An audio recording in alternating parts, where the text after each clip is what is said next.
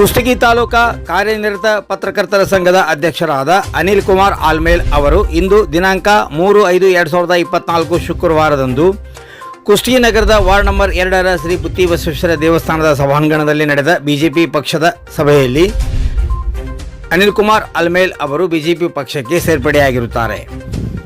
ಮಾಜಿ ಶಾಸಕರಾದ ಕೆ ಶರಣಪ್ಪ ವಕೀಲರು ಪಕ್ಷದ ಶಾಲು ಹೊದಿಸಿ ಆತ್ಮೀಯವಾಗಿ ಸ್ವಾಗತಿಸಿದ್ದಾರೆಂದು 2ನೇ ವಾರ್ಡಿನ ಪುರಸಭೆ ಸದಸ್ಯರಾದ ರಾಜೇಶ್ ಪತ್ತಾರ್ ಅವರು ತಿಳಿಸಿದ್ದಾರೆ. ಕಾರ್ಯನಿರತ ಪತ್ರಕರ್ತರ ಕುಷ್ಟಗಿ ತಾಲೂಕಾ ಅಧ್ಯಕ್ಷರ ಈ ಬೆಳವಣಿಗೆ ತಾಲೂಕಿನ ಪತ್ರಕರ್ತರಲ್ಲಿ ಅಚ್ಚರಿ ಮೂಡಿಸಿದೆ ಎಂದೇ ಹೇಳಬಹುದಾಗಿದೆ. ಇದು ಜಿಎಂ ನ್ಯೂಸ್ ಕುಷ್ಟಗಿ.